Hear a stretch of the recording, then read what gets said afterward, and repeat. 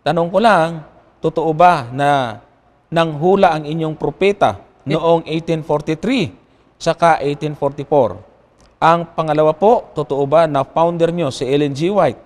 Gusto ko lang po maliwanagan. Salamat po. Naghahanap po kasi ako ng totoo. Maganda yan. Maganda po ito. Oo.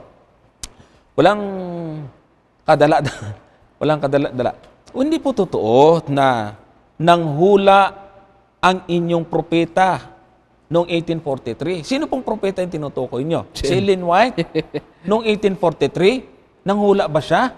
Aba, ay isa siyang kabataan noong 1843 na hindi man alam kung ano yung Sabat. Hindi man alam kung anong Adventist. Kasi ang Adventist na organize talaga totally ito is 1863. 63. Oo, doon na rehistro. Bagaman, nagpasimula ang kilusan ito sa 1844 na hindi naman Adventist din yung, hindi naman Seventh-day Adventist. Tawagin lang si William Miller ay Adventist kasi. Doon nalilito eh. Hindi porke Adventist ay Seventh-day Adventist na. Ang Adventist ay katawagan doon sa mga naniniwala at nagtuturo sa pagdating ng Panginoon. Adventist ang tawag doon. Kaya nga tinawag si William Miller na Adventist. Oo. Wala pong panguhula si Mrs. White noong 1843. Ano po?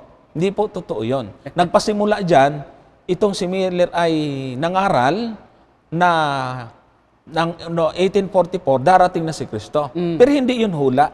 Yun po ay calculation or computation niya sa talata na nasa Daniel.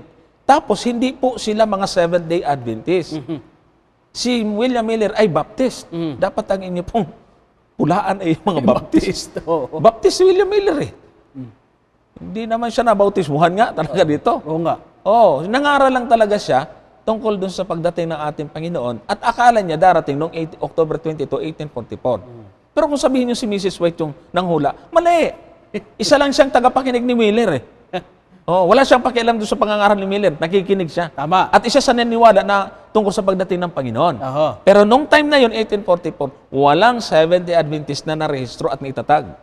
Ang tingin natin doon sa mga ganun pong mga bintang sa ating pong pananampalataya, mga ano po yan, akusasyon.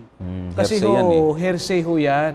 Hindi ko mo napakinggan, nabasa sa mga komentaryo, lalo na sa internet, dagdagan pa natin ng pagsusuri. Kasi po, kahit po basahin ninyo ang historical background ng Seventh-day Adventist, wala po kaming doktrina na nagsasabi na 1844 lalo na 1843. o 1843, si Kristo ay darating.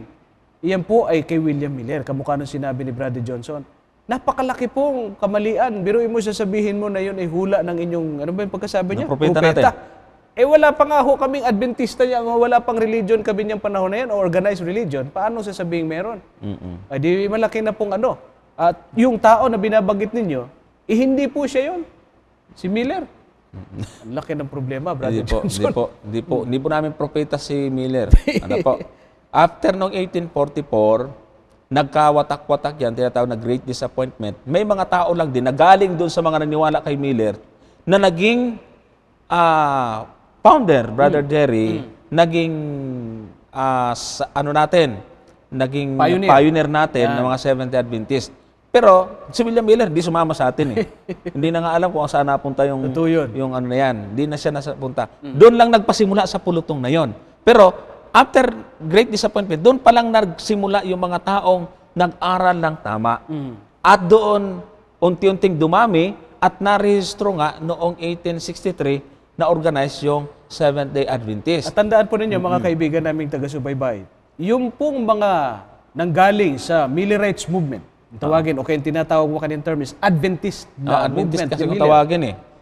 Yung pong mga grupo doon, o yung mga napaniwala niya, nagkanya-kanya sila ng tayo ng pananampalataya. Talakayin nga natin yan, Brother Jerry, kung paano nagsimula yung Adventist. Siguro sa susunod ipaglingkod natin. Kasi po, ito po, itanong naman, pero amin pong gagawing isang paksa. Ito pong tanong niyan, tumikinalaman sa 1844. Talakayan nga natin yung paano na-organize yan. Para once and for all, maintindihan ng ating mga taga-subaybay na bukas ang isipan. Kasi yung iba, kahit narinig na, ulit eh. Ayun na nga eh.